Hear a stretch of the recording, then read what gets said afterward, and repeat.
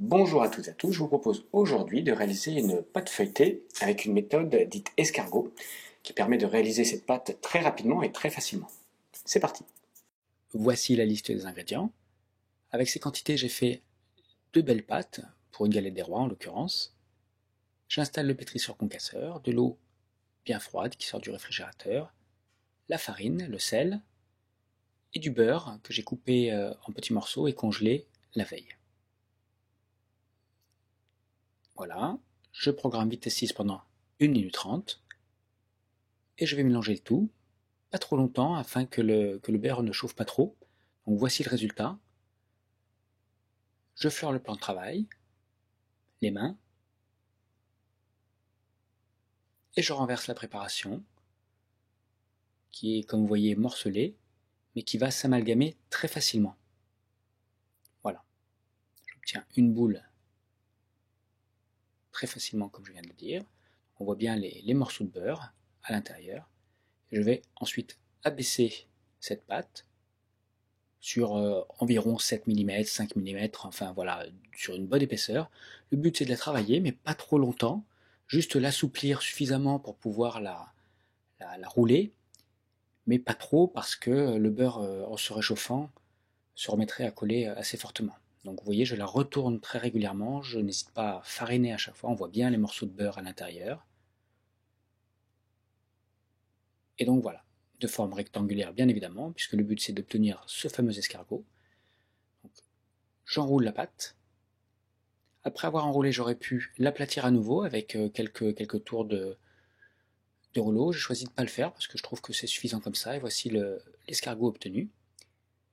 Je vais le filmer et le mettre au réfrigérateur une bonne heure, et plus, c'est toujours mieux, 1 à 2 heures.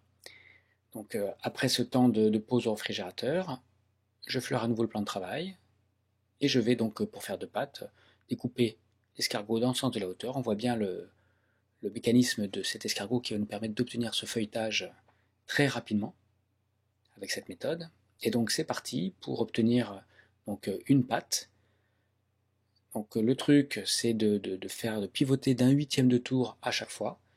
Au départ la pâte est assez dure à travailler, il faut être patient, elle va s'assouplir très rapidement. Vous voyez, je n'hésite pas comme la première fois à fariner régulièrement, je retourne également très régulièrement la pâte.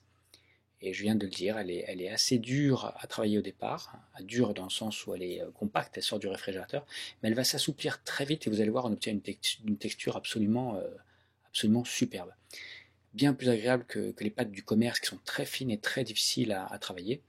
Et grâce à ça, ça permet d'obtenir des fonds de tarte ou de galettes des rois là, super facile à travailler et puis de la taille que l'on souhaite. Donc on voit bien que ça commence à bien s'assouplir, je retourne encore et encore, je pivote régulièrement d'un huitième de tour pour obtenir ce cercle.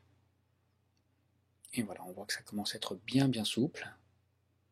Il va être temps d'arrêter puisque trop après ça se mettrait à coller. Je vais ensuite découper ma pâte. Pour cela, j'ai utilisé comme gabarit une assiette de 28 cm de diamètre. Donc ça permet d'obtenir effectivement une tarte, ou en l'occurrence une galette des rois de très bonne taille, pour 6 à 8 personnes. À vous d'adapter les quantités, puisque, comme je l'ai dit, j'ai obtenu 2 pâtes pour faire une belle galette, et il me restait encore même un petit peu de pâte pour faire une toute petite, un petit bout de galette. J'ai mis en accéléré quand même la deuxième pâte feuilletée, pour qu'on se rende bien compte de la souplesse qui vient au fur et à mesure. Encore une fois, c'est une opération très rapide, elle ne doit pas être trop longue, mais la pâte est très facile à travailler. Et voici donc pour la petite histoire la galette des rois, avec cette pâte feuilletée escargot faite très rapidement, qui est vraiment très bonne. Je vous conseille de l'essayer. Voici donc le feuilletage, et j'en profite pour vous remercier toutes et tous qui êtes de plus en plus nombreux et nombreux à me suivre sur la chaîne. Voilà, cette recette est terminée, j'espère qu'elle vous a plu. N'hésitez pas à laisser un petit pouce bleu, ça fait toujours très plaisir. N'oubliez pas de vous abonner et d'activer les notifications afin d'être prévenu à chaque nouvelle vidéo. A bientôt!